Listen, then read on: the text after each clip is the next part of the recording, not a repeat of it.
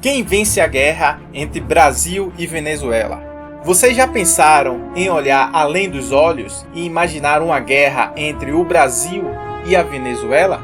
Pois bem, se nas atuais conjunturas políticas internacionais, se o Brasil declarar guerra à Venezuela ou a Venezuela declarar guerra ao Brasil, quem sairá vencedor ou derrotado deste confronto?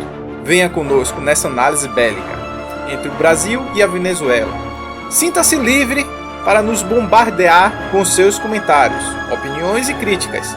Mas cuidado, nem sempre na guerra quem tem o maior poder bélico será o vencedor.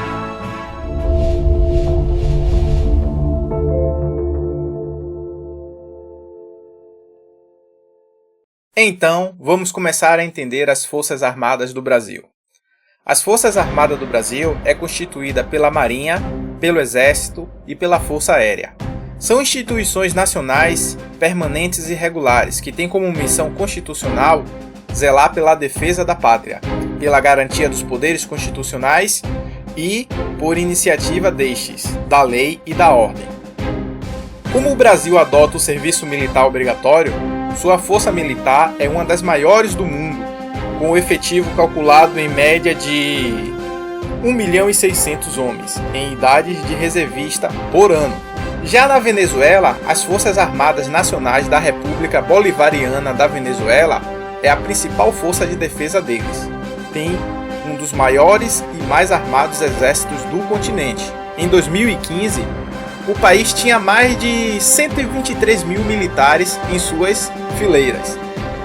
515 mil se contar com as milícias e a Guarda Nacional, com um orçamento anual de 4 bilhões de dólares. Agora vamos ao conflito. No conflito Brasil versus Venezuela, o conflito poderia ser equilibrado. O Brasil levaria um exército mais numeroso, mas a Venezuela teria a vantagem nos ares, com seus caças russos de última geração. Já no Brasil, acontece que o investimento nas Forças Armadas estão congelado desde 1995, enquanto a Venezuela firmou acordos com potências militares. A Venezuela possui diversas armas, americanas, europeias, modelos russos. Além disso, conta em seu arsenal com mais de 100 mil fuzis russos AK-103 e o AK-47. Daí já percebemos que será um páreo duro para a nossa infantaria brasileira. O Exército Brasileiro tem muita competência e técnica. O que não tem é material e recursos financeiros para pôr em prática todas as nossas táticas de guerra. No caso do conflito direto, analistas, cientistas e estudiosos da guerra dizem que se a guerra realmente acontecer, a Amazônia seria o ponto de partida, havendo diversos combates ali, na fronteira. E se não contido a tempo, poderia iniciar uma escalada com maior envio de tropas e empregos de aviação. Depois, combates navais e até bloqueio da costa. Mas o problema não está longe de virar realidade. Atualmente, muitos países negam o atual presidente da Venezuela. E por isso, a Venezuela está sendo ameaçada pelos Estados Unidos indiretamente via correspondência Brasil. E do outro lado, a Rússia, com a sua relação amorosa e esquizofrênica com os Estados Unidos. Não aceitam as imposições dos Estados Unidos perante a Venezuela. Mas enfim, esse vídeo não é para tratar de questões políticas, e sim bélicas. Então, voltando à guerra Brasil e Venezuela. Vamos aos dados. Brasil. O exército brasileiro é o maior da América Latina, mas falta grana para equipá-los.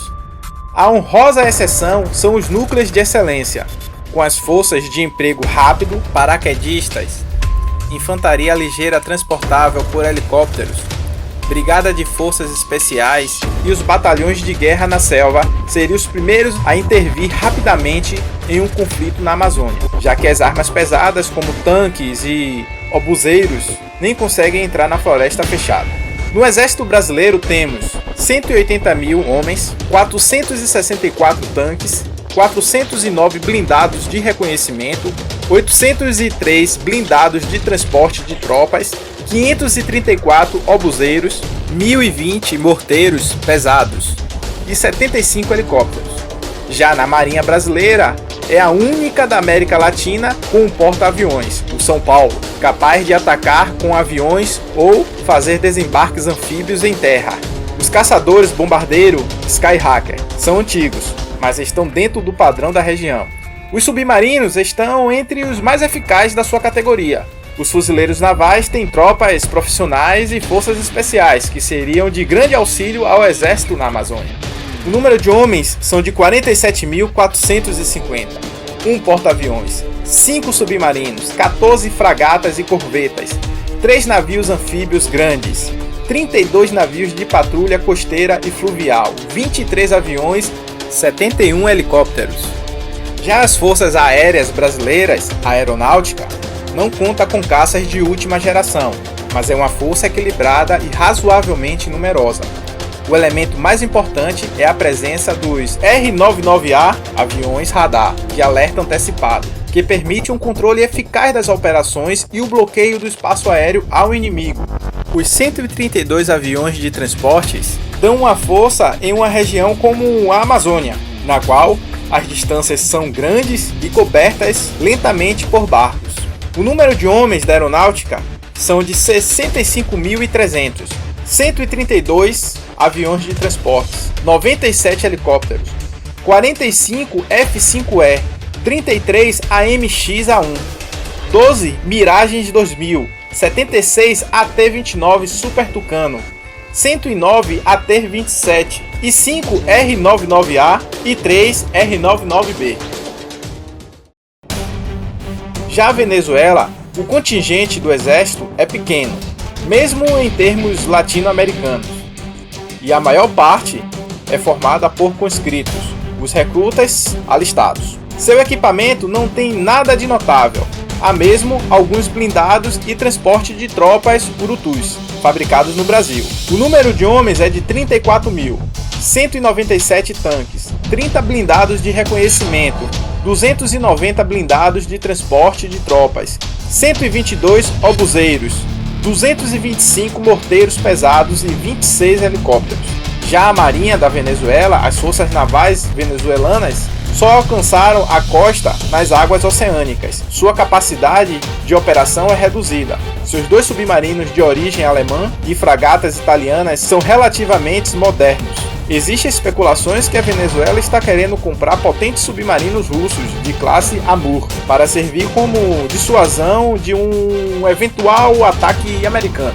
A Marinha da Venezuela consta com 26.100 homens, 0 porta-aviões, não tem porta-aviões, 2 submarinos, 6 fragatas e corvetas, não tem navios anfíbios grandes, 6 navios de patrulha costeira e fluvial, 3 aviões e 14 helicópteros.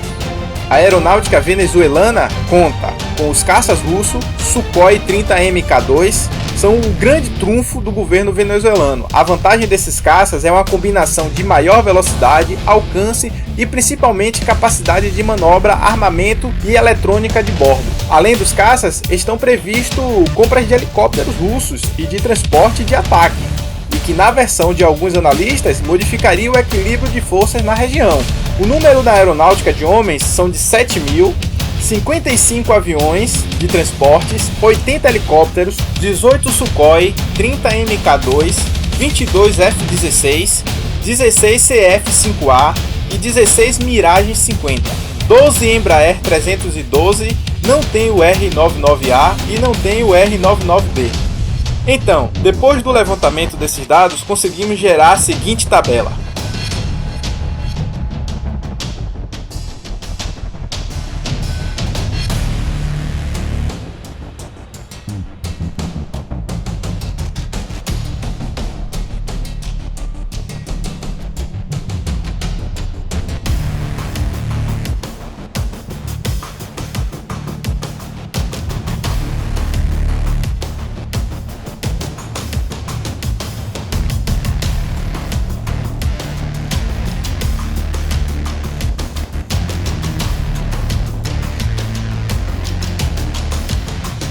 Agora, por fim, não sabemos realmente qual será o resultado, já que não houve guerra e esperamos que não haja. Portanto, peço desculpas por não termos a resposta de quem venceria essa guerra, mas para vencer uma guerra existem diversos fatores, além do bélico e do político.